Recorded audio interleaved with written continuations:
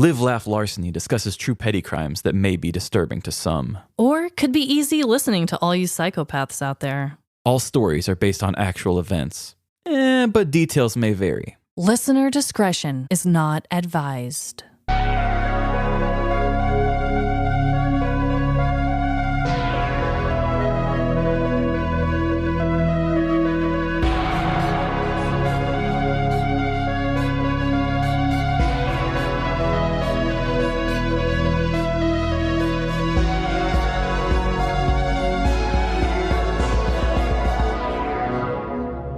Live, Laugh, Larceny. Welcome to Live, Laugh, Larceny, the show that gives shampoo to their real friends and real poo to their sham friends. This is Trevin. And I am Amanda. And today, it is not just the two of us. Today is an extra special episode. We actually are joined by two award-winning podcasters, okay? With one covering paranormal and the other tackling true crime, these hosts are sure to remind you why we all drink. So welcome to the show, Schulz and Christine Schiefer from And That's Why We Drink podcast.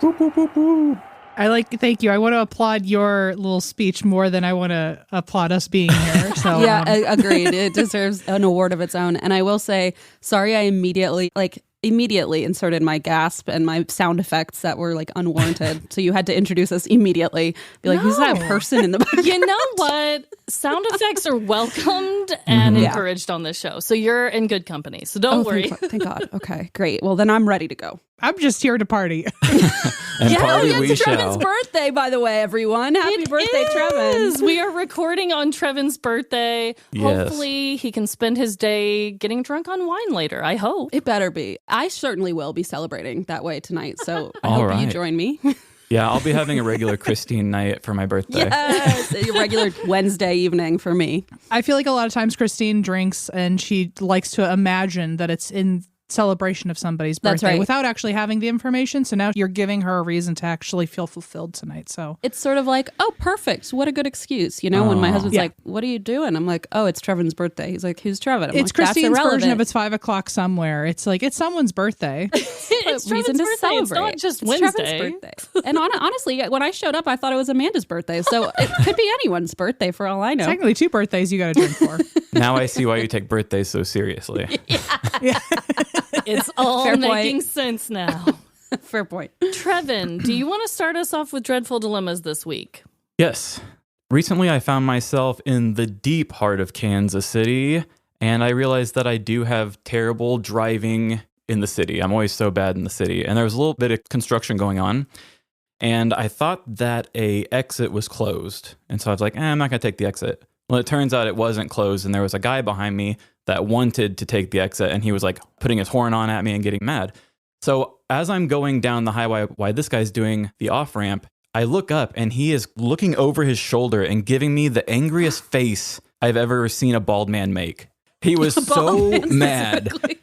They do look meaner by nature. So Yeah. I get what you're saying. It's the lines. I just kind of froze. Yeah. I mean, it worked. He was putting on as much shame as he could, and I was just getting slathered in it. And I'm sitting here feeling the shame and the angriest face I've ever seen. But then I started thinking, this is the most unsafe driving I've ever seen. Because this guy's going up the off-ramp. He's still looking way over his shoulder. We're making eye contact. And so I kind of panicked in the moment.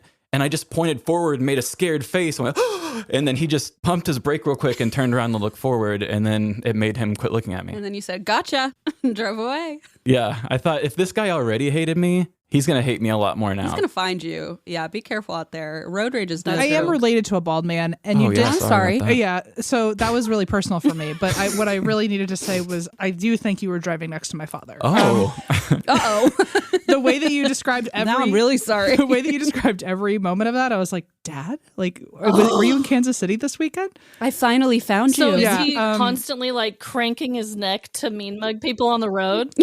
Yeah. at least since 92, as long as I've known him. So Oh my God. I've never met your dad. I'm realizing in this moment for some reason. imagine exactly what ever am. That's I feel like I've met him now, Wow. honestly. he is someone, he gives a real good death glare. So I understand what you're going through, Trevin. I am glad you were able to drive away. That's the important part. Thank you. Yeah, I mean, That's I can still see it when I close my eyes. Yeah. That's probably not going to go away. Was it like the bald man's veins were like bulging and just scrunching up his face? Or what? Bulging and wrinkled. And like I said, I don't know how he did it through the tinted windshield, but it was eye contact the whole time. Oh my Yeah, God. This is like you've pissed off the wrong person. I'm a little Yeah. bit afraid. I'm just laughing in childhood trauma. I'm just, I'm so sorry. Your tinted window line was really a chef's kiss. That was. M's triggered. It was poetry. I need help with my dreadful dilemma. I actually need help from all of you Oh boy. because I am struggling to know if this is bad parenting or just like totally fine. I'm sure it's fine. Thank you. Thank you. I love this. Okay, so my dilemma. Trevin and I both recently went to a Valentine's Day Playboy party theme for one of our mutual friends, and it was a blast. We were Delightful. encouraged to like dress wild, you know, Playboy themed. It was the whole thing. Put our keys in a blender. Oh my God. I don't know. A blender? Would they just like fucking shred the keys into And then we drank them. It was wild. Yeah. So in my outfit, I had little heart-shaped pasties that I wore on my nips because it was see-through. Okay. It was like a look. Okay. Excellent. I love it. But the dreadful part of this is that I think it was only a couple days afterwards, I went into my oldest daughter's room, and she's going to be turning 6, just so you guys know the age we're talking here. I go into her room, and she has this really beautiful mural painted on her wall that my dad and my husband and I, we all painted it when I was really pregnant. And she was like, "Look, Mom, look." And I look up at the mural, and she had found somehow my nipple pasties. Oh no. I thought I had put them no. in the trash, so They're not one of reusable? them- well, they're sticky. I mean, I guess if you don't get them super dirty, you Technically. could. So the mural is like a Volkswagen bus, because we have one of those, and then a sun and like a palm tree. Oh. And she has one of my nipple heart pasties on the sun and then the other one on the bus. And she's like, "Look, Mom, look." And yes, does it look beautiful? Yes. And did I let her keep it up? Yeah, it's still on there right now. But what I need to know from you all, should I have immediately taken the nipple pasties down just because of where they were previously? Or is this like, okay? No, it's perfect. This is more than okay. It's perfect. That's art. It's art indeed. What I would say is you're teaching your child reduce, reuse, recycle. And whether or not you even know you're teaching, it feels like it's come naturally, right? And she's like, "You know what? This seems wasteful. Why would you put this in the trash?" And if she's anything like me, she's always digging through the trash. I knows I have a problem. I'm like digging through the trash. So, you know, maybe it's just personal for me, but I feel like there's some really beautiful elements to this. And I think you should show your dad the beautiful addition she's made to the mural he painted. I do need to tell Papa Dennis. Oh my God. At least take a photo for posterity's sake, for like, you know, the graduation one day when you're showing a slideshow or something. You know, you got to take a photo at least. For I love There's that. nothing I love more than a scrappy person. And it sounds like you're raising maybe a raccoon, because she did find something in the trash. Yes. And then she kind of threw it on the wall, and then it just kind of stuck there, and then she scampered away. But she was proud of it. And She so, does scamper too. You are nailing it. yeah. You are nailing Oh, does she have opposable thumbs? Yeah. If so, we should all be concerned. Well, if she's human, she would. I know. As I was saying it, I was like, I'm going to just double down on this. You know what? Roll through it. That's okay. That's its own form of art, is to just commit. This is the same girl that like strung her spit on the car windshield and was like, "I made spit art, mommy." Yeah. See, she's Oh a my God, tortured she's a artist. little- She's 6 No, years she old. really is. Yes. Wait, is she Banksy? I think I've solved it. She's ahead of her own I time. feel like she's just ahead of Banksy. her own She's time. going to be like a performative artist or something. I don't know. Oh, God. Yeah, I think that's mixed media right there. Yeah. That sure is. Trash on the wall. It sounds like mixed meat. Spit in the window. Nipple pasties and spit are my mediums of choice. Oh my God. I feel like she's like the new Andy Warhol, just kind of taking a mundane item and like She's doing for nipple pasties what Andy Warhol did for like the Campbell's soup can. Campbell's soup. Oh. Amen. Yes, that's beautiful. Beautifully put. Well, you guys have made me feel a lot better about my dilemma. I was thinking, okay, if anybody knew that I had nipple pasties on my daughter's mural on her wall, they would be like, well, don't phrase it like that. If just be like, oh, they're just stickers, and no one has. they to do know. look like just stickers. So hey. You know what? You should just ask her, just say, if you had to describe this, what would you call it? And then you're using the artist's words. So That's right. Yeah, you should let her explain. Oh, these were what was on mommy's boobs the other day. well, if she says it like that, maybe throw the whole kit away. I don't know. But Right. Yeah, you'll get more intel that way. That's I true. guess. I love that. Oh my God. So do either of you have a dreadful dilemma going on in your lives right now? every Oh, day of we my always life. do. I mean, every day. Em earlier said, oh yeah, let me go through the Rolodex. And that's kind of how I feel. Em, do you have anything off the top of your head? I'm going through my own Rolodex. I don't know how dreadful it's going to be. I think the disaster itself in my mind is like anticipating what this could look like. I am going on a cruise with my mother. Ooh. And Oh we are gosh, this is news to me. it's in a few months, which we've been cruise people in the past. Like this isn't going to be our first rodeo, but it will be our first time as adults sharing a very small room together for a week. Okay. And also part of me thought that because I'm the child that I didn't have to pay for any of this. And then my mom asked for a $2,000 check and I went, oh my God. Okay. So No. so that was pretty dreadful. Faux pas, Linda. I was like, I thought you loved me. But I thought that okay, you're my I guess- mother. I thought you were my I guess I parent? chip in now. I mean, it's no surprise. I should have seen that coming, but it shattered the illusion that there was an unconditional, I'll take care of you. Yeah. On top of that, the reward after spending all that money is getting to be in a small room with her for 7 days. And I don't know how that's going to totally go. We usually have a 4-day, 3-night rule with each other where after that amount of time, we have to evacuate the premises because that's just our limit. I feel like I have an And important context question. Is this just you two or is Linda bringing Tom? Because then things would get real messy for you. Because they do love a bout of PDA. I've witnessed it myself. And unfortunately for me, but also I don't want to shame, but my mother is a very open person and I'm sure it's caused quite a lot of issues for me in therapy. But And me. anyone who has met her knows that she is very open with her life and many facets of that. Her story. Ooh, okay. She should have a podcast. Please don't put the idea in her mind. Please, don't God. even get that. Cut that, Trevin. No one wants to hear that about their parent. So as an adult, I'm very, we are sex positive. I'm very proud of her for not being ashamed of who she is. But as a child, I did grow up in quite a very interesting space. And to know that I will be, to answer your question, sharing a very small room with her and her husband for 7 days. And for them, this is, I'm sure, a romantic getaway because they don't have enough of those. I don't know what's going to happen. I feel like I'm back in college and there's going to be like a sock on the door or something. Okay, let me just give you a word of advice. to just not go. To not go. I can give you hand, foot, and mouth again, which I gave you last time you had a vacation planned. Well, my daughter gave you, to be clear. But That is awful. oh, it was messy. Em still hasn't quite The forgiven worst me, case of its petty kind, crimes. I think. But yes.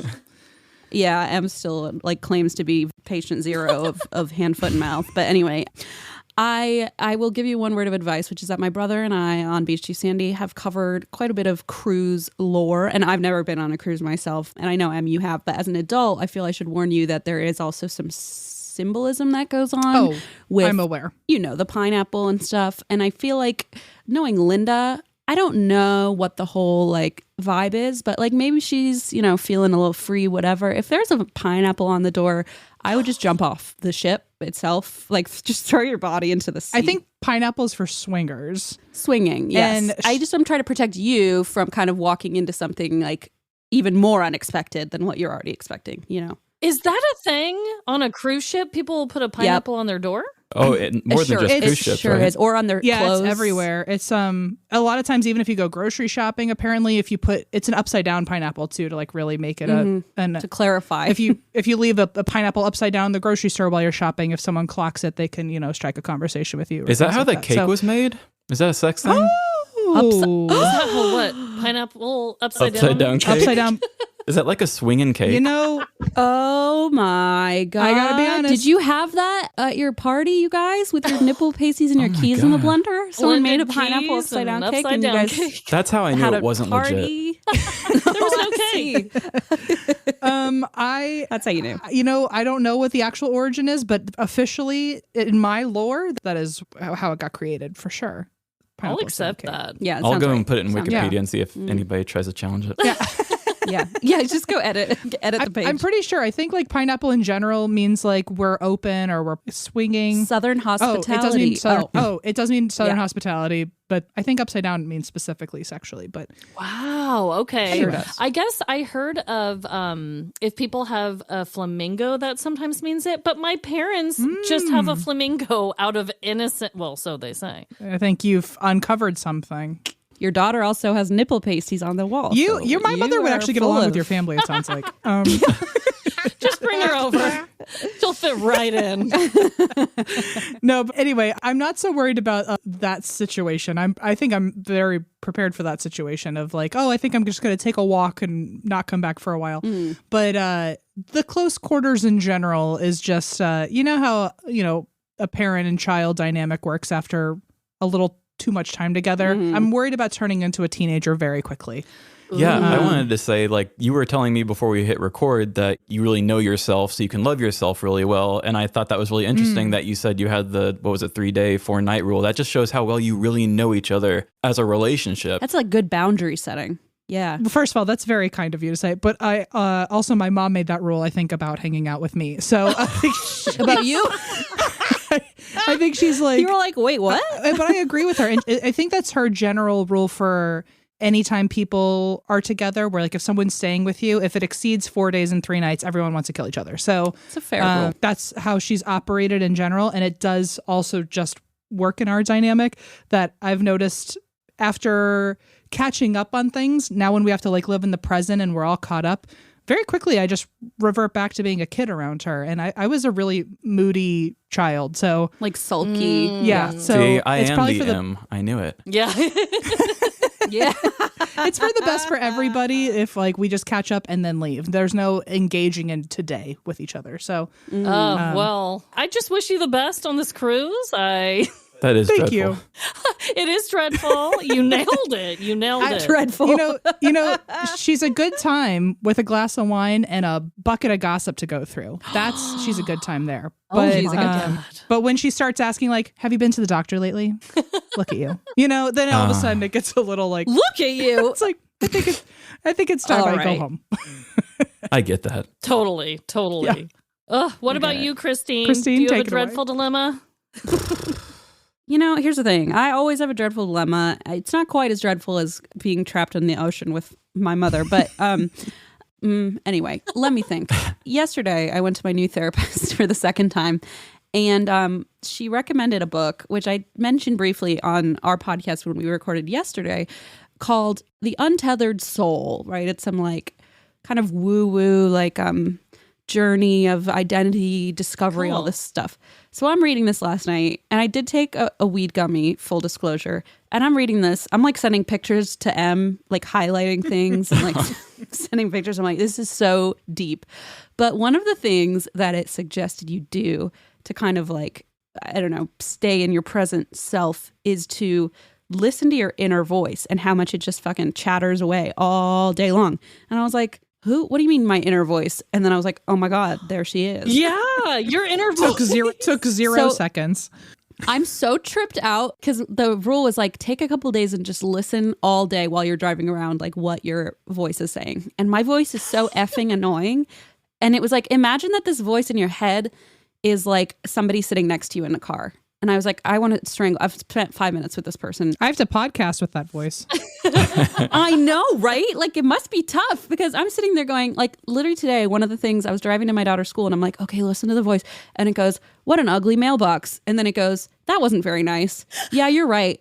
Maybe they just really like Valentine's Day. And that's why there's cars. Like, and I was like, I'm not even in agreement. Like, I'm bickering with myself in my own head all day long. Anyway, so all day I've been in this kind of weird headspace where I'm like trying to observe the voice And it's just got me in a strange, I guess this is what they call like, self evolution. I have no idea. Sounds stressful. It does, and it is, and I feel less well than the day before therapy. So I don't know if it's working or getting worse.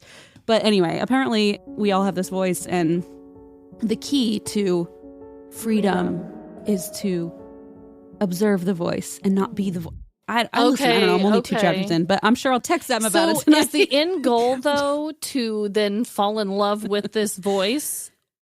I think the goal is to make the voice not run your whole shit, right? Like, I think the point, as far as I've gathered from 3 chapters, is to observe the voice and realize that voice is not necessarily you. And you can't always just trust the voice, because the voice will say whatever the hell it wants and will say conflicting things.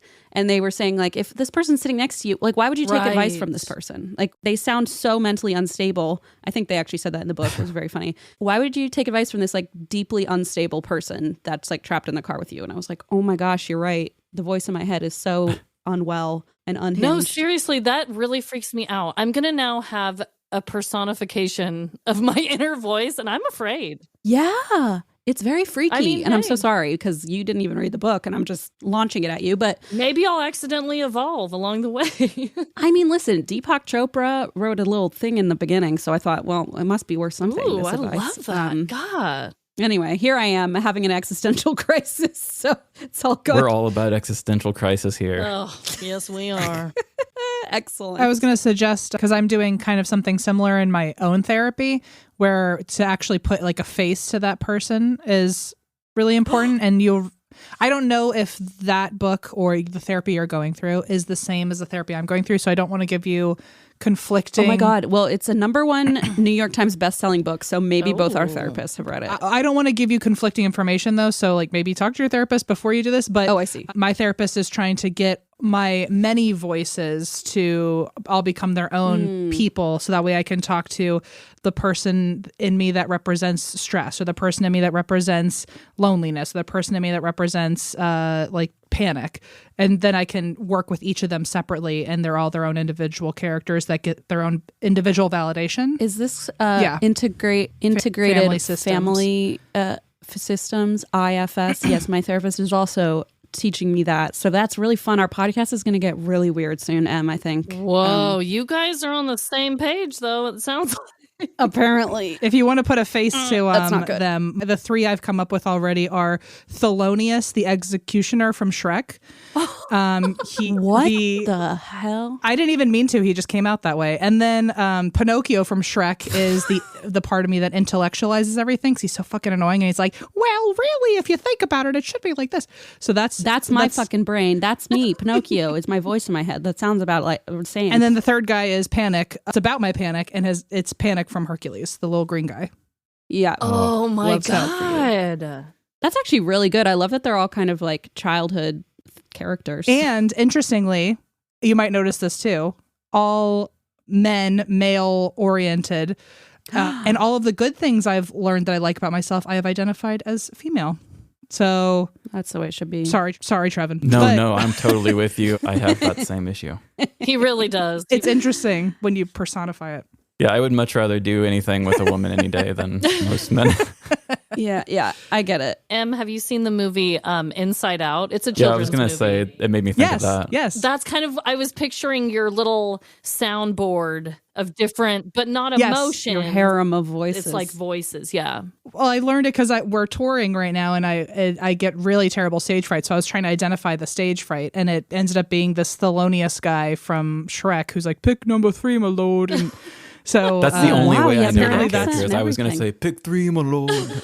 Yeah. Oh my gosh. And so that's apparently what my stage fright looks like, or the guy who's trying to protect me from my stage fright. It's a whole thing, but IFS has changed my life. So, recommend it to people who think like the two of us. Wow. God, we're so unwell. I'm sorry we just showed up here and we're like, anyway, my therapist No, we said. literally, we are on the exact same level. You are not alone.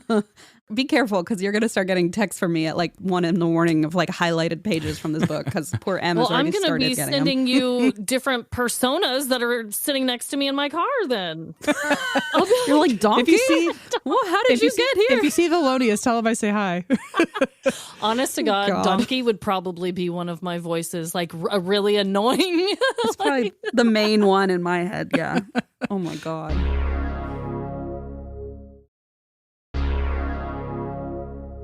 Well, are we all ready to play a game? More than ever. I've never been more ready. Oh my God. Okay.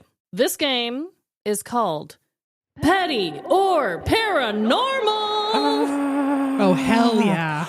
Hell yeah. Oh my God, Em, this was made for us. It literally was made for you. Literally was, but theoretically also made for us. If there's two things I would like to describe myself as, it's interested in the paranormal and petty as shit. So this is heavy just on a the match petty. made in heaven. I'm so excited. Heavy on the petty. So this is a game where you decide if a situation was spawned by petty criminals or paranormal activity. Oh, hell yeah. Goodness. We are going to give both Christine and Em 3 scenarios, and they will guess whether the situation is petty or paranormal.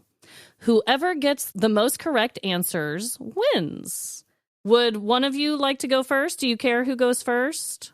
Maybe let's let Em go, just because I feel like this is like their bread and butter, you know? You got it, Em. Okay. I think you're ready. I feel good about it. So, Em, I will read your questions, and then Trevin will read Christine's. Does that work? Sure. Perfect. Okay, Em. So, this is scenario number 1. In September of 2021, many locals called authorities reporting a mysterious and terrifying figure walking along Galveston Beach during Hurricane Nicholas. Was this petty or paranormal, do you think? Man. We designed these The to first be thing tricky, I wanted to do so. The first thing I wanted to do was roast Christine and be like, it was obviously her walking across the beach and they had to call the police because they were just all terrified. Oh, it's weird that you thought you were going to do that and then you did it. I needed to Thanks fit a it in lot. where I could. I'm gonna go with petty. And you are correct. I knew you were good at this. Okay, so let me explain. So it is petty. Texas lawyer Mark A. Metzger III was arrested in Galveston, Texas after dressing as Mike Myers and carrying a fake bloody knife. Oh my God. He was ticketed for disorderly conduct and said he was walking along the beach to bring positive vibes to the gloom and doom out there during the hurricane. Hello? Are you? Such non-positive vibes, they called the police on you. But okay, positive vibes. Yeah, I mean, wow, that's a tough defense, but okay. I mean, the third, he needs a therapist too, I think. This seems unwell behavior. Oh, for sure. We all do, right? I mean, We all do. Certainly this man does. I get what he meant by positive vibes of like to give everyone a chuckle. Right. But like, wow, that was not funny. The bloody Like, knife is a little far, I too feel. far. yes. Personally. And apparently, like, multiple people called and they're like, there's a man on the beach. And yeah, it was the whole thing. And the photos are so ominous, seeing Mike Myers in a hurricane on the beach. Yeah. Ah, It's really scary, but it's funny. and he's a lawyer? Yes. Wow. Wow. Okay. He was prepared to defend himself, I think. I hope. Walking into that day, he was like, this might go upside down, but This could go one of two ways. So true. Yeah. So you've got one right. Let's job, move Em. on to scenario number 2. A woman takes a shower in one of her empty rental houses in Gainesville, Texas, and receives the compliment, "Looking good," from an unknown figure standing in the bathroom doorway. Is this petty or paranormal? Oh my God. I hope it's paranormal, but And you are correct again. oh, okay. Woohoo, okay. Final answer. Just say it. You are a winner. Final answer. Built in the 1840s, homeowner Linda Hill says that her property in Texas was a brothel during the 19th century. Oh my God. I'm curious if you've heard of this place. Now known as Hill House Manor, the house was a revolving door of tenants claiming the home was haunted. Linda couldn't believe it until she experienced her own ghostly encounter while in the shower. Now rented out as a place to record paranormal activity, visitors have recorded audio of the ghost talking dirty, saying, oh baby, yeah," And yeah, I like it like that. Oh my God, was my mom there? No, I'm sorry. Mom? A beautiful pineapple adorns the front door of the Hill House Have you Manor. ever heard of this place before? Well, I've heard of Hill House, like The Haunting of show, Hill House. right? Like, yeah. Oh, okay. Is that the same thing? I don't think know. this is just a small little don't know. house. Oh, it also has this in it too. It was built atop a 19-foot deep well Oh my that is now gosh. visible and encased in plexiglass and able to view in the living room. I'm sorry, that's a portal to hell, I think. Right. And some claim that this could be a portal to the spirits. So I think it is. It feels like it. I would be way too scared to step into that place, but if you do all these investigations, maybe, hey, if you want some sexy ghosts. Maybe take your mom. I mean, it would be a fun twist on the usual You know what? fare. You know what? I feel like I would love to go to a place like that, but maybe like Christine or our producer Eva would not like going to those places because I am more mask presenting. So I think I'd be left the fuck alone. But I do think, Yeah, I'd be the idiot being like, let me take a quick shower. like, let me like, I would be that idiot. let me just slip into something a little more comfortable. And then all of a sudden you just hear like a bunch of like howling, you know? Oh, good. Oh, God. Yeah. Oh my God. So I'd have a blast. I think Christine might have a bit of a rougher time than me. So I think I'd be excited to go and then immediately regret. Yeah, I mean, it sounds pretty raunchy in that house. So this is your final scenario, okay? okay. Scenario number 3. In 2015, animal carcasses kept appearing atop a Bentonville, Arkansas man's grave who passed away at age 94. Oh, my God. Is this petty or paranormal? Oh my God. Betty? You are a winner. 3 out of 3. Perfect Are you score. kidding So me? good. You were so good. If it was paranormal, I was going to wonder how many carcasses are just manifesting Right, on a that's grave. true. That's true. Oh, yeah. So let me explain this one. When family members of Alan McKinney repeatedly found roadkill placed on his grave at Pea Ridge Cemetery in Bentonville, Arkansas, they set up surveillance cameras. Footage later captured Alan's former neighbor, 79-year-old Joseph Stroud, wearing a woman's wig and windbreaker, placing a deceased possum on the tombstone. Oh, my gosh. Reportedly, the two neighbors had a long-standing feud between the two of them. As punishment, Joseph was charged with defacing objects of public respect. His license was revoked for a year. He had to pay more than $2,500 in damages for the family to replace Alan's gravestone and could only visit his wife's grave at the same cemetery with another family member present. Yeah, with a chaperone.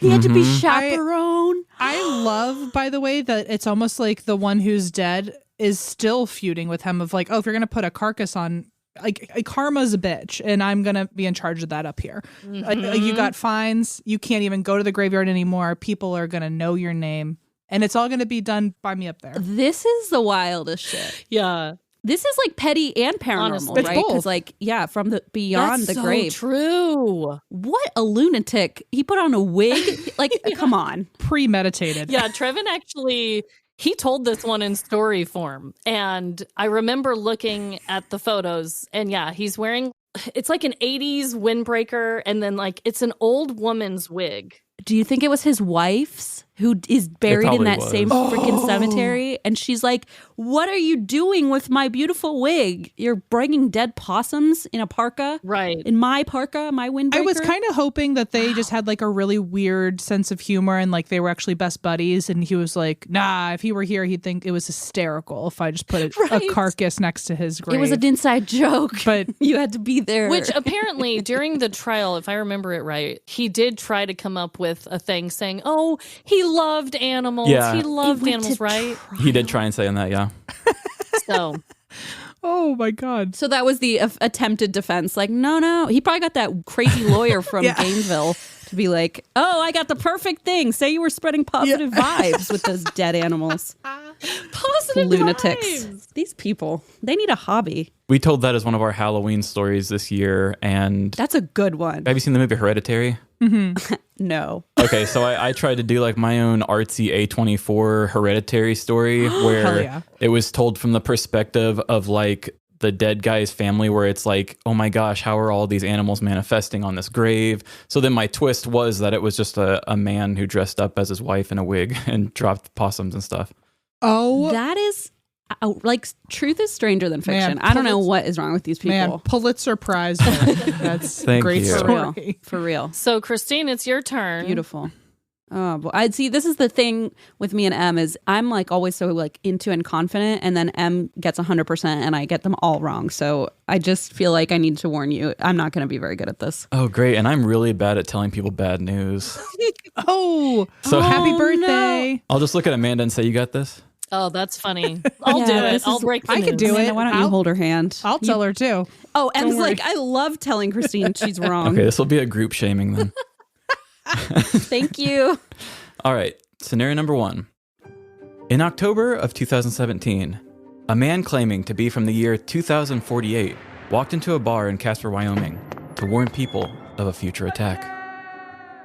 Petty or paranormal? Oh my God. Good luck. Thanks, Em. I'm gonna say paranormal. Everybody else, if you would take care of this he's for me. looking at me. Oh, Look at him. I hate to break it to you, Christine. You but got the look. Yeah. Cut off. One single tear. I just wanted to believe it was paranormal. I just want to believe in time travel so bad. Oh, Oh, me I too. hear It's my you. favorite. Me too. So it is petty.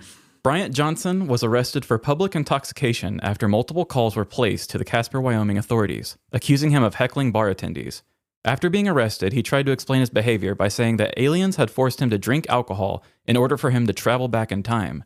Bryant warned that there would be an alien invasion in 2018. However, no attack ever came. Okay. He should have spread it out a little further. Did you write this? Amanda wrote that This one. was one of my stories. Yeah, I did this one. Amazing. Wow. Okay. Amazing. A humdinger. This is a whole thing. I mean, I think when I did this story, I wrote it like they were being interrogated in the police department, and this guy's like retelling the story of the aliens coming and warning him and everything. It was a whole thing. But yeah, like the unreliable narrator. You deserve a Whoa. talk show. This is A talk the two of you Isn't that deserve what a like podcast- much more than a pod. I know, but like you deserve some sort of accolades for like the details of these Oh, stories. you should go listen when they add sound effects and music. It's outrageous. It's It's outrageous. gonna make me feel so bad about our podcast. And be like, oh man. Yeah. I'll just leave it at that. Yeah. So for the episode that I'm doing that comes out next week, I have a huge monologue and theme about like feeling like you're missing a piece inside yourself to make you whole. Oh my I god. think that's a chapter from The Untethered Soul, the foreword of Deepak Chopra. There was a crime that happened last week that really inspired it, and it was about a guy who goes antiquing too much and gets too many antiques. And the truth story is that what he uses to fill his hole is that he just goes and puts antiques in his butt, and then he puts them back on the counter Oh, for other people to come across. Okay, wow, what a twist! That was a bit of whiplash. And that's the true story. And he really just does that Yeah. for his own, like, I watched the videos. no! the things we watch. Are you okay? I would like a direct link to that. Okay. I would not. He was wearing a kilt too, so just hiked up the leg in his kilt. He just hiked up his leg real quick and Did what he had to do. then he just kind of stands there. Did what he had to do. Em's like, yeah, I get it. What? I was raised by Miss Pineapple or whatever, so Holy shit. brilliant. Actually, yeah, I'm very quickly being convinced that I do need to listen to this podcast. 'Cause I feel like this is the first podcast you're ever actually going to listen to.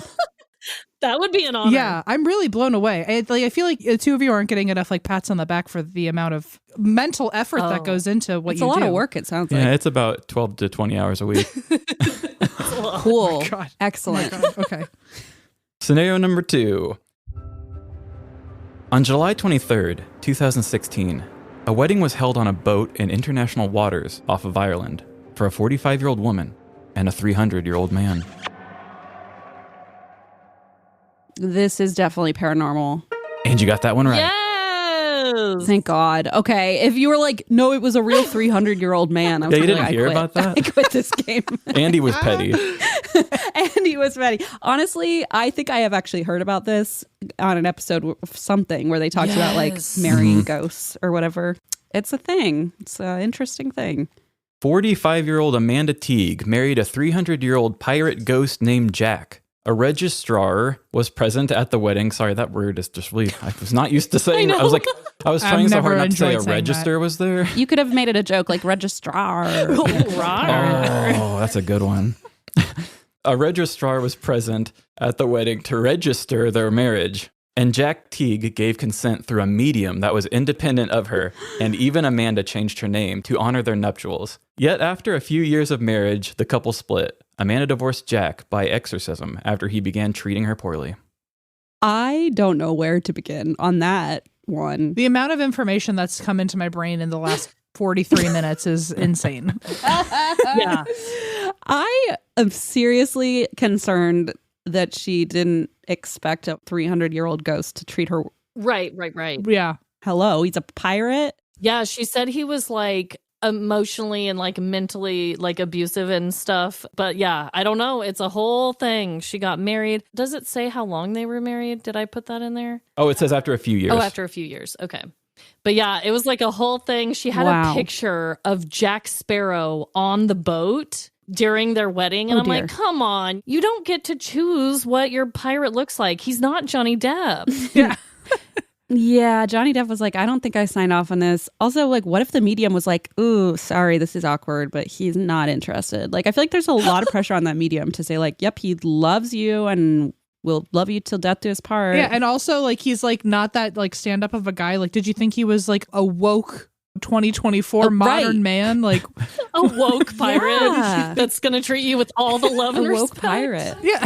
And if I could be the devil's advocate for the pirate here. Oh my gosh. Imagine marrying somebody and then seeing a picture of the person they wish you looked like right there. Ugh. You know what I mean? So like, mortifying. Imagine if I would have gotten married earlier this year and I put like Kristen Wiig up next to like our whole ceremony. That would feel terrible. You know what? Maybe he deserved to be a little nasty. You're right. He's like, I'm salty. I should have never said I do. He was just insecure. He was like, I just wanted to sing you sea shanties. I don't know why we had to turn this into a whole look-alike contest. Yeah. I'll never be Johnny Depp, okay? Jeez. I'll never be Johnny Poor Depp. guy.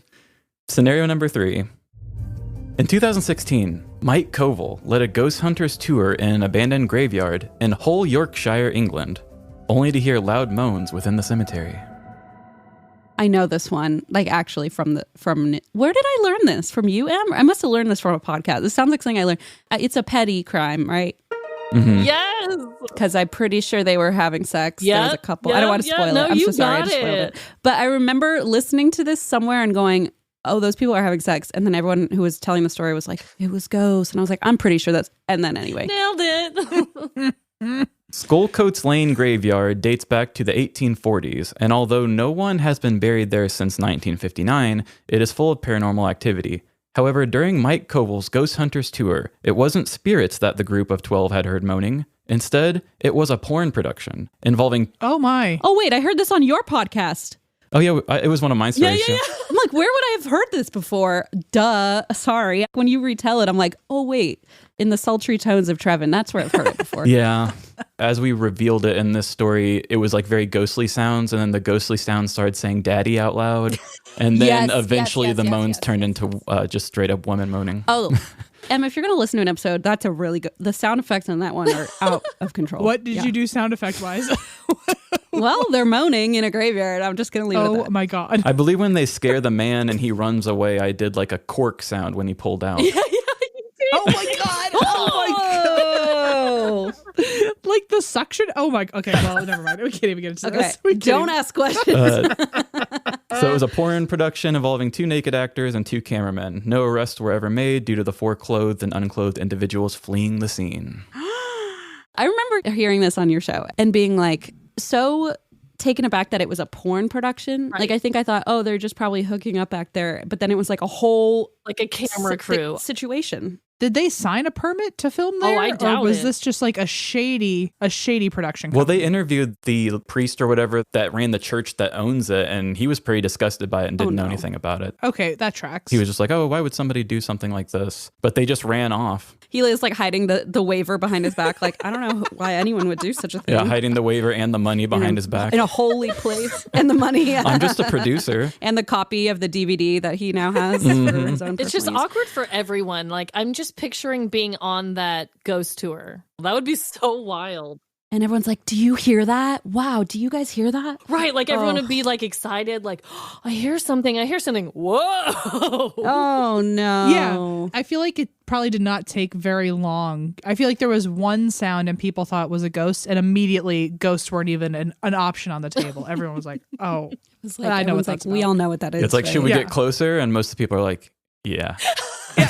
Yeah, I think we we need to should double investigate check. this Yeah. ASAP. So, also, do you like that I said, I've heard this on the news, and it was like on your podcast? Oh my God, I am the news. Thank you. We're the petty news. Wow, journalist. You are. Well, so I guess that means that M, you are the winner. You got 3 out of 3. What a surprise. And Christine, though, you got 2 out of 3. Hello. Thank you. I tried really hard. You're a winner in our hearts, okay? Thank you.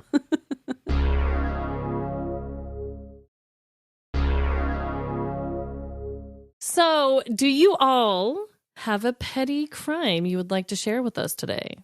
I feel like Christine probably has more of a story. I am just here to discuss my general childhood, which was one big petty crime because I've talked about this before on our podcast too, but my favorite hobby as a teenager was to trespass into abandoned properties. Yes. I mean, what else are you supposed to that do? was- I mean, listen. I grew up in Virginia. There wasn't a lot to do if everything was within a 15-mile radius of each other and there wasn't like anything wild going on. And when you like had a friend with a car, you would just want to find something to do in the middle of the night, but nothing was open. So you just kind of ended up in like cornfields Right. and on empty farms. And there was one place we went to a lot that was actually an abandoned Renaissance fair, which was super creepy. Whoa. Oh, that would be weird. Okay, serious question. Were there like giant turkey leg bones like on the ground? the muttons. Because I feel like that would add to the like the creepiness of like there's just bones. But I'm just walking through a trail of bones that yeah, they're just crunching under your feet. Oh, there's still a little bit of meat on it. Oh God, ew. there was like machinery around, like it was clearly just closed for the season and would reopen up. So that was weird to walk through. You could climb to like the top of almost like a fake, like a wooden castle or something. You could climb up into, and we would climb up there. That's cool. There was also a bunch of abandoned houses. There was one that got burnt down in a fire called the Idlewild Manor. And we would go there quite a lot. You had to like out of a movie, you'd have to crawl under the hole in the fence that someone tore a hole through. And it was this old abandoned brick area where some of the rooms were still rooms enough that you could walk through and explore. But then the rest of it was just like rubble, and people would leave toys there and trinkets. And so Ew. I did a lot of trespassing and a lot of stealing items off of the property. Do you have like a creepiest item that you ever found or held on to? Or Yes. So the most popular place we would go to, which I still visit now as an adult, just to like, I'll take my mom there and I'm like, this is where I would trespass. How nice. It was called the Slaughter Pen Farm, which was just meant to be an abandoned haunted Yeah, area. totally.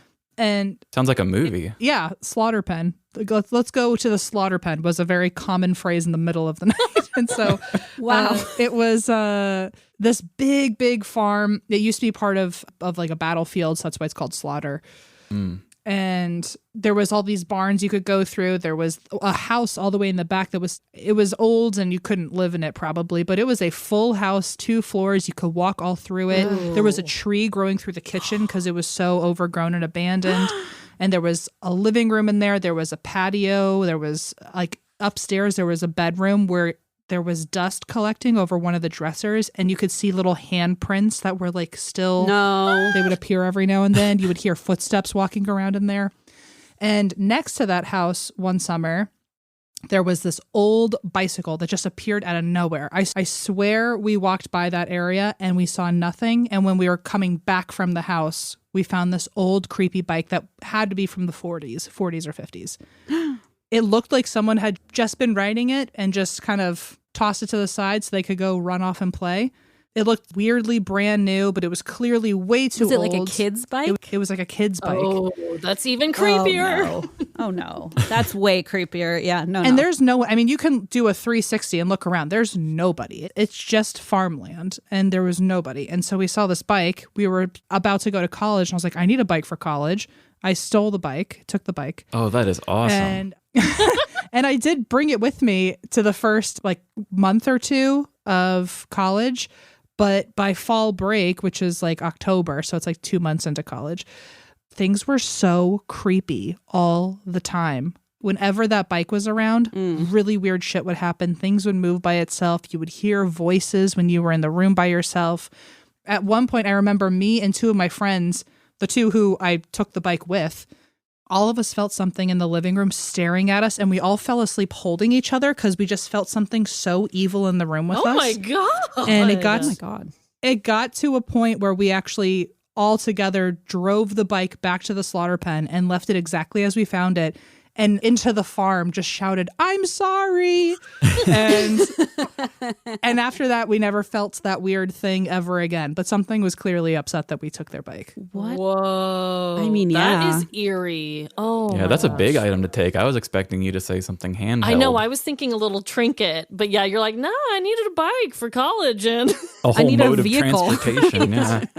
A mode of transportation. I do wonder, I'm like, why was it left there to begin with? Was it to tempt us to see what we would do? I don't, but yeah, it was weird. Ew, And the fact that it's a kid's so bike is I don't really, Also, you're like 6 feet tall. Did you ride that bike around? Right. sure did. Wow. I thought I was kitschy That and must have been cool. quite a sight. a haunted lowrider you had. I thought I was whimsical. Low rider. But yeah, so I don't have like one big petty crime to discuss, but it was like 3 or 4 nights a week I was committing the same petty crime. Oh, so, I love that. It's like a long con Yeah, a serial offender. Yeah. petty crime. one of A the serial petty crime. one of Yeah. the buildings that we used to go into all the time was like an old nunnery, and they ended up having to board it up because we kept trespassing so much. And then at Slaughter Pen, all of the buildings got knocked down because too many people were trespassing. So I think maybe I hurt myself in the process. So whoops. Man, that is so. Do you still do that? Are you still interested in abandoned places, or was that more something you did when you were younger? Yeah, do you still trespass regularly? No, and I don't know what the statute of limitations is. They have 911 on speed dial right now. They're like, say it again, louder. So tell me everything you've ever done. So I do feel like your show, all the footage could be sent to the police department, and like you're just asking people to admit things. Probably. Don't worry. We've but admitted our fair I- share on here. Okay, good. So you're Yes. also complicit. All right, So that's fine. I don't trespass anymore. Purely because I think back then when I was a teenager and I felt invincible, it didn't even occur to me that I could get arrested. Right. Didn't occur to me. And so it's kind of like now I can't watch scary movies because I'm like, oh, that could really happen. And now I don't want to trespass because I'm like, I could go to jail tonight. I don't want to do that. So Meanwhile, after like 2 beers, I'm like, do you want to see me climb into that boat? And people are like, no, it's Oh my not. God. Don't do that. That's You are like Amanda. you know what I do though? I don't trespass like in abandoned areas anymore. And if there was like an abandoned place where like you're allowed to go explore, I would totally do that. But what I do a lot when we're on tour is I love I know this I one. love exploring the hotels that we stay in. Which Like M finds like the side doors and shit and like gets up on the roof. yeah. Ooh, Which that's like I know fun. one day we're gonna get kicked out. It'll just be me. They'll still have their I'm going to rooms. say I don't know you. and Yeah, that's- I'm not involved in this. And that's fine. I'll totally expect Christine to like act like she doesn't know me, and I'll just have to find a new place. I'll be asleep. But yeah, I like to like go through like the conference rooms on the bottom floor and like try to find like the roof access and things like that, and just see what I can find. I will say, I feel like we almost like live out because I, as a child in Ohio, a teenager in Ohio, we also didn't have much to do except for break into abandoned or under construction buildings. And we thought we were artsy, so we would like take photos of like the beams falling down. And I'm like, looking back, I'm like, that thing could have just pierced you right through the head, like idiot. But I'm walking around like, oh, this is so deep, right? But I feel like nowadays, Em and I kind of like continue to live that out by doing our paranormal investigations, because it's like you go somewhere creepy like an abandoned prison, but you've signed a waiver, right? Yes, and you have like security I like outside. to do it completely legally. So it's like we do like an adult version, like a mature, safer, maybe more legal version of it. The only time recently I've trespassed and it felt wrong and I didn't stop was there's this resort in Virginia called the Homestead. And it's this really old, like very fancy bougie hotel with like croquet courts and tennis courts and hot springs. It's like old money type vibes. Old money. Yeah. And so my friend and her family always go, and I got invited to go with them a few times. And one of the families, like this is a family of like 10 people, their favorite thing to do together is wait until all the staff go home in the middle of the night, and then they just like do what I'm doing, like explore the whole hotel, because parts of the hotel used to be like a hospital and a doctor's facility, and like for some reason this has been decades where they could have found the people or the manpower to clean this stuff up, but the top like 3 floors of the homestead completely abandoned. Like there's still like doctors' chairs in there and like patient files, and it looks like they just abandoned ship. There's filing cabinets you can go digging through. There's like old hotel rooms that I guess closed off at some point, but people's stuff is still in there. And so the last time we were there, we stole like a bunch of suitcases from one of the old hotel rooms, and someone just left their suitcases. Oh my God, you're a kleptomaniac. They ended up they were really good suitcases. And so oh, well, that changes everything. No bad energy in these suitcases? No bad energy. But it's just, it was so cool. And especially it's more fun when there's like a bunch of people, because like if you hear one of them get caught, you have time to run. Oh, totally. So, it feels like less scary. It feels safer in numbers. It felt like an adventure. And so, but that's always one of my favorite things to do, is just go explore and see what I can find. So. I love that. I have never considered doing that in a hotel. Yeah, we have that in common, Em. It's a blast. Wow, that's actually really fun. I like that a lot. And don't worry, you don't have to have one petty crime. I mean, and apparently, Christine, you were saying that you think a lot more of M's petty crimes than they do. Oh, I call them more crimes against humanity than anything. Oh, we cover those. I guess crimes against me. Yeah. Yeah. Okay. I would just say crimes against Christine is what I like to call them in my own head. Damn, that could be a podcast on its own. You know what? And it might be. TM. I think maybe that will be my next venture. I don't know. Like, as I was trying to brainstorm what I should bring to the table, because I have also done my fair share of just silly little things like, stealing stuff from frat houses and places that I was not invited into, and probably should not have been, climbing on boats, just stuff like that. And I was like, what have Em and I done together? And then I just started going through, speaking of a Rolodex, now I feel like I'm on the spot, and I feel like if I start saying things that you did, you're just going to like come back 10 times harder with things that I've done. Right. Because you might not want to go there. I'll say nothing. It's just a food fight of incrimination. it's like, I was thinking these things, and then I was like, well, I did throw M's shoes away that one time by accident. That was not your fault. I don't know. That was my fault. Oh, this is a healing moment. It is a healing. What a beautiful moment. So Em accidentally left their shoes in my hotel room, and the next morning I had a really early flight, and I panicked, and the line for the front desk was too long, and my Uber driver was there, and I was late, and so I just jumped in the car holding Em's shoes, and then I was like, oh my God. And I texted Em, and Em was like, well, I don't have any extra shoes with me. And I was like, well, now I'm holding them, and I'm heading to the airport. Anyway, it was a very chaotic day. Then Em and Eva ran out of gas on the side of the road, and Em never got their shoes back, and they were their favorite shoes, and I still feel very guilty about it. And they don't make them anymore either. Yeah. Oh, shit. They were replicas of Marty McFly's shoes from Back to the Future. See, it's like every time I tried to come up with a crime you did, like walking around the hotel barefoot, is how this occurred. I'm like, but I'm the one who ended up like destroying your favorite pair of shoes. I mean, to be fair, I went to the airport and I asked for the lost and found, and they said, oh, it's this bin here. And every time I think back, I'm like, I think that was a trash can. Like, I feel like they said, oh, put them in this bin. And I was like, they're in the lost and found at the airport. And every time I look back, I'm like, was that man just like pointing me at a trash can? I think maybe. Oh my God. We'll never know. And so, yeah, we'll never know, but they're gone. Don't you wish you could just jump in the DeLorean and gun it to 88 and fix that whole situation? The irony, yeah. That guy in Casper, Wyoming, ask him how he did it.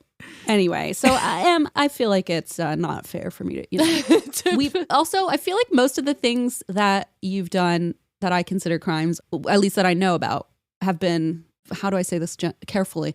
I've been potentially complicit, allegedly. Allegedly.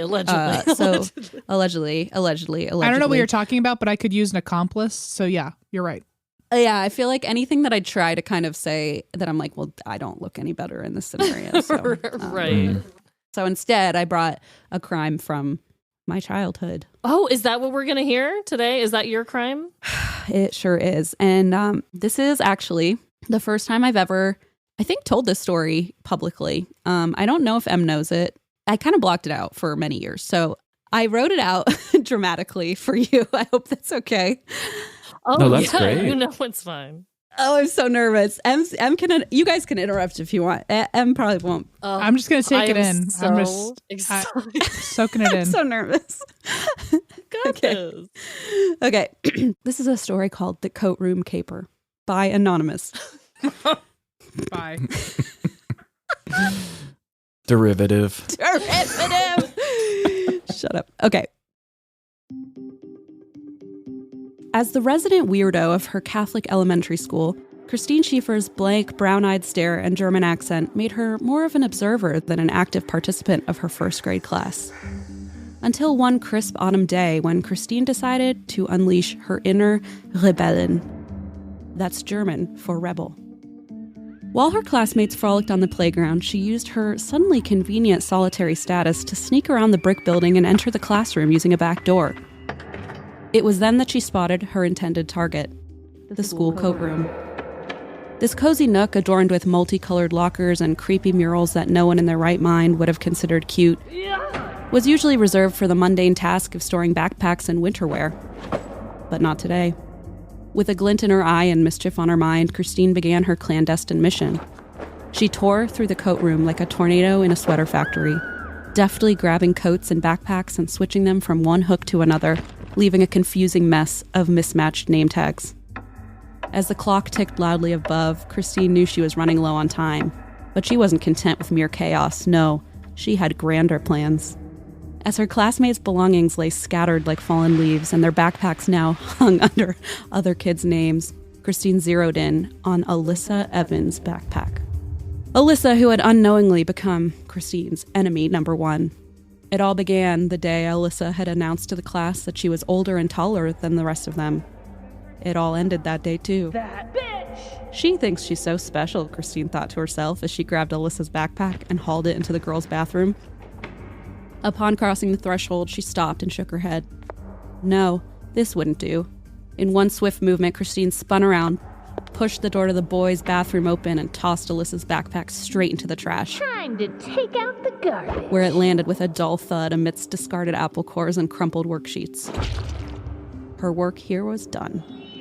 Christine snuck back to recess and played in the mulch for the next 10 minutes, awaiting the eruption of chaos she knew would soon ensue. As expected, all hell, or as they said, HE double hockey sticks, this was Catholic school, broke loose. Tears streamed down students' faces as they frantically searched for their missing belongings. But for Alyssa, this was personal. She cried as she checked the clock and realized she had missed her bus and her backpack was nowhere to be found. Now she would miss her dance recital. Serves her right, Christine thought, with as much malice as any 6-year-old could muster. Christine side-eyed the head teacher, Mrs. Stratton, as she tried to calm the crowd of milling kids. It's at this point that most kids would have gotten caught, but not Christine. Christine was not most kids. No, she was the weird German girl and a true crime podcaster in the making. With full confidence, Christine walked up to her own hook and forced tears to well in her eyes. As Mrs. Stratton approached, Christine pointed at her hook. Someone else's backpack hung there. And just like that, in the eyes of her classmates and teachers, Christine became just another victim. The following day, the entire grade was herded into an assembly where the principal issued out a stern talking to. "We know who did this," she announced. A silence fell over the usually bubbly group of kids. Christine's heart skipped a beat, but she knew better. They'd never suspect her. HE double hockey sticks, they didn't even know she spoke English. Her instincts proved right.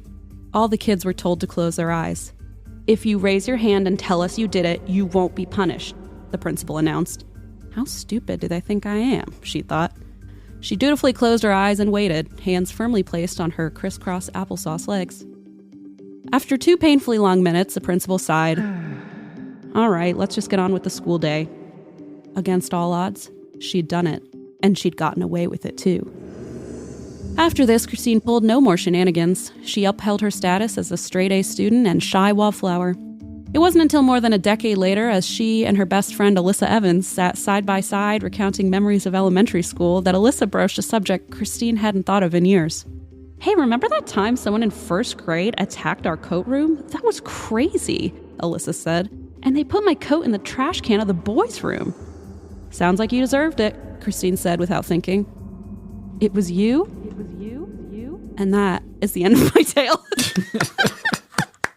That was beautiful. You just crushed that. Great job. I harbor so much guilt about that day. It's all true. So are you still friends with Alyssa? Yeah, she's one of my best friends. She was a bridesmaid at my wedding. I had actually forgotten about that entire incident. And then she's like, remember that coat room thing? And I was like, yeah, that was so weird. And like, as she was describing it, and then she said the thing about the boys' bathroom, I was like, uh-oh, she's not going to like this. And I had to confess it. We were like 17. And I was like, I need to tell you something. How did she handle the news? She was honestly, she brings it up. I saw her a few weeks ago and she's like, hey, she introduced me to her fiance, Maddie. And she was like, hey, Maddie, this is a girl who threw my backpack in the trash. And I was like, yeah, I'm never going to. I get it. Like, I've done this to myself. It was the first thing Alyssa told me when I met her. I was like, oh, how do you know Christine? How far back does your friendship go? And she went, oh, I'll tell you. I can tell you the exact day. Yeah. I loved when you said, for Alyssa, this was personal. I was like, oh, shit. It was. I like hated her for some reason. Well, we had a beef because there was wacky dress day. And I didn't like win at much in elementary school. I was very, like I said, kind of like shy and weird. And so wacky dress day, I was like, finally, something I can do without even trying. So I showed up and I just blew everyone else out of the water. And I was like silent, like nobody thought I could speak yet. I was just pretending I couldn't. But anyway, so I just like wore this wild outfit and Alyssa tried really hard to win. And I won first place and she won second. And we had to stand up next to each other.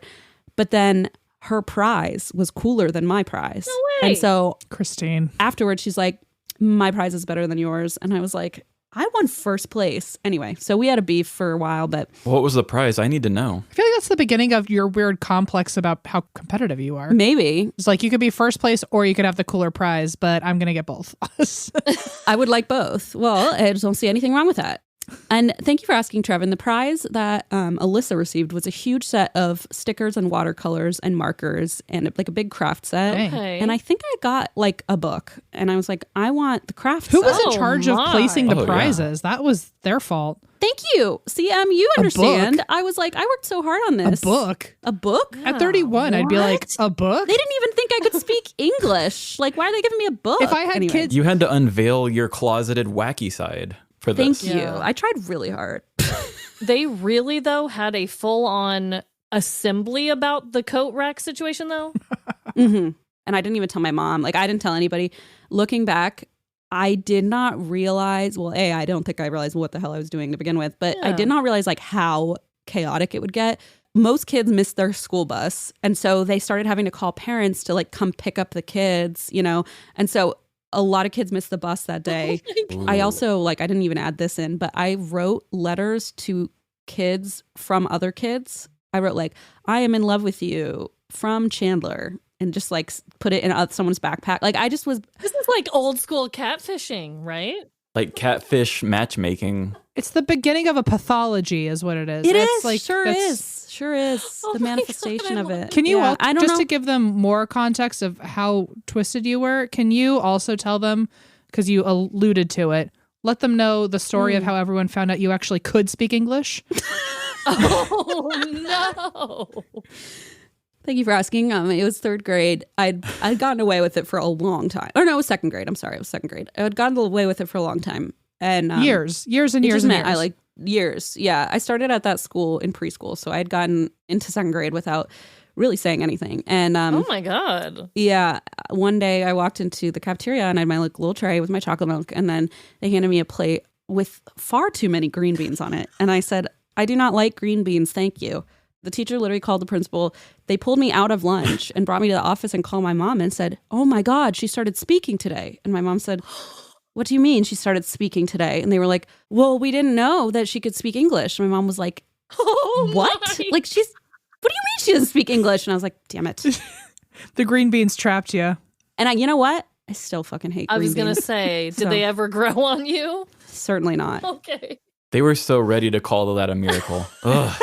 They were like, "Wow." And my mom was like, "You mean to tell me you've been teaching and we've been paying for this damn school for like 3 years? Right. You didn't even know she speaks Like, English." you let her graduate twice? I mean, I know it's young grades, but like, you let her go through these? And What you are the didn't even think she could repercussions? speak? What happened when they would give like assignments where you had to write something or like take instruction? Like, did they think you didn't understand English? So they thought I couldn't like speak it. Like there was a writing component and stuff. I remember doing a poster, like an about me poster, and they just kind of let me put it up without presenting it, because I was so scared to talk. Okay. I mean, if I was you and this was working out, I don't blame you for trying to milk this as long as you could. I just thought, how far can I push it? That's I the think the long most impressive con. part to me about my young self is how which today I would never happen. I kept my mouth shut for like over a decade. Like I did not tell a single soul, not my diary, not anybody. Like I did it alone, which is so much more disturbing. It's not like a group of my friends and I like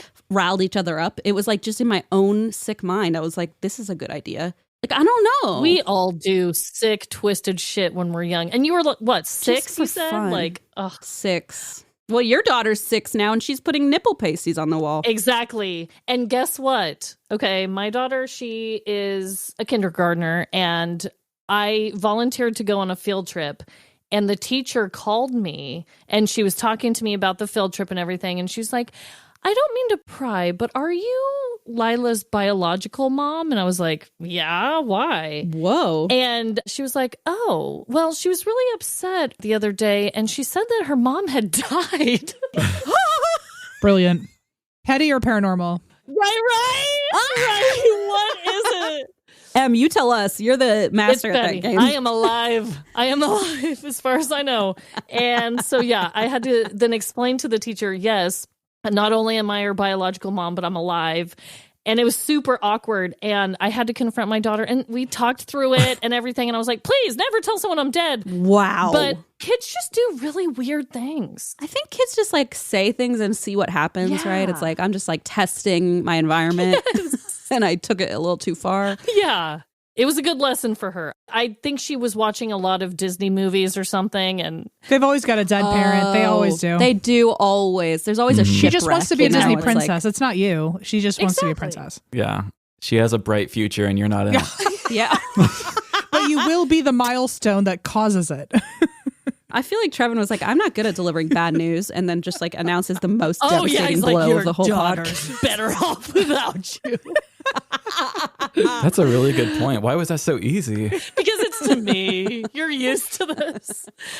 Oh my God. Well, I loved every minute of that story. And I think, Trevin, you're going to be able to do some work with that. I think so too. I'm requesting a cork pull at some point just to... Oh, no. I had a line here, and I don't know where it went. I must have accidentally deleted it. But I had a line here about how, sorry, my cat is... At first I thought you just slowly lifted a feather up into your camera. I thought it was a breadstick. That is really weird. Let's not draw attention. I'm just like cleansing my space with a feather and a breadstick over here. Nope, it's a cat. It did look a little bit like this all of a sudden, Christine. Like it just levitated out of nowhere. It is just like, meh. I will say he's not cleansing any space. He's just demonifying Oh. it. I never did anything that wild again. I just did it once, walked away, and literally forgot about it until my friend was like, "It's the weirdest thing. My backpack ended up in the trash." And I thought, Wow. well, you were kind of a bitch as a first grader. And she was like, "How? What?" You were a badass for that. Like, you made a whole assembly happen. It felt justified to you, so that's cool. I did feel powerful. I will say it felt very powerful to sit there in silence while they were like, "We know who did it." And I was like, "No, you don't. Prove it." By 8 years old, I would have been terrified of you because I'd be like, that girl just grabs everyone's shit and apparently she can speak English and she's not telling anyone. But nobody knew. I'd be like, she's so powerful and she's not showing her hand, which is terrifying to me. I will also add, I was always in either a big bun or pigtails. So, and I just kind of stared like this. Ugh, like a villain, like a real actual horror movie character. It feels like I was one of the shining twins without a twin. Yeah, a little bit. I love that for you. Because you killed it, probably. Thank you. Were like, well, I had a twin. I'd tell you about it, but I don't speak English. You know what? Oh yeah. By the way, I've never told us. Have I told you that story? You knew about that through Alyssa, probably. I heard about it from Alyssa at your bachelorette party, but you've never told me. This but is the first public announcement. For a second, I felt like I had something over you, but I guess not anymore. I checked the statute of limitations first. She's like, "Was that you?" And I was like, "Let me just Google if I can still get in big trouble for this." Oh my God. What if you had to go to detention or something? And I was 18. They just shred your diploma. My principal from first grade was like, "Okay, come back here." You have to retake first grade. I'm sorry. You have to do that book report you never had to present on. Yeah, you're about me. About me bulletin. About me, I'm mentally ill. Yeah. I finally sought help. So thank you. I love a good petty crime committed by a kid too. You can't be mad. Well, thank you guys so much. This is like maybe the funnest podcast crossover we've done. Honest to God, like my head hurts from laughing. This is our first time hosting together too, which is crazy. Oh my God. This was really fun. I had so much fun. Thank you. I was going to say we really don't have guests on. We don't either. You know, when Zandy was on, we just have people usually read their story and just send it to us. But you all made it so fun, and I had a hell of a time making that game, so it's all a win for me. I was going to say, the game was really a highlight, so thank you. I mean, even though I lost, Em thinks I'm somehow like the most competitive person ever. I will readily admit I'm terrible at most games. You did. I didn't say you're good. I just said you're competitive. I'm not. I genuinely am so proud of you, Em. I think you nailed it, and as Em knows, I'm convinced Em's kind of psychic, so I'm just always trying to confirmation bias that for myself. So when you won that game, I was like, I told you you're psychic. I was going to say, I mean, I wrote them as kind of like trick questions a little bit. So I got them all wrong during Em's turn. So I was just like wrong every count. So you did a very good job. You both did good, I have to say. Well, you guys are the masterminds, so thank you for having us. Yeah, thank you. It was an honor. Oh, you are beyond welcome. Thank you. If any of our listeners, for some weird reason, have not heard of your podcast, where can they listen and find you both? Oh boy. Well, unfortunately, we do less fun crimes on our show, although Em does a ghost, so there are definitely quite a few paranormal, if that's more your thing. But yeah, it's a true crime paranormal podcast. It's called And That's Why We Drink, and you can find it on any podcast platform or go to andthat'swhywydrink.com. We're on tour right now, so check out our live shows if you want to see some real captivating footage of us maybe or maybe not trespassing in some very spooky places. And yeah, I think that's it. Or ATWWD podcast on socials. And are you both coming to Kansas City for a tour anytime in the near future? We haven't been in a long time, and I really want to go back. If you guys are ever up here, just hit us up. That would be so cool. Oh, we would love to. I love Kansas City. It's such a fun town. So we will hit you up. Maybe we'll be there on our next tour because we haven't been in a while. Yes. So, yeah. Oh my God. Yes. Please come out. Well, thank you both so much for being on. And I hope that all of our listeners out there just having the best week. And I hope you remember, no matter the crime, big or small, in the end, we're all doomed. Doomed to be petty or paranormal. Bye. See ya. Bye-bye. There's nothing sexier than a spooky ghost or a new listener. Thanks for listening to our show. If you think nipple pasties make great room decor, follow us on social media. Facebook, TikTok, Instagram, or Threads. Live, Laugh, Larceny. And if you ever caused an entire school assembly, please send us your petty crime story to livelaughlarceny@gmail.com. And give us the same rating you'd give a cruise without your parents. Give us 5 stars wherever you rate podcasts, Apple, Spotify, or Good Pod.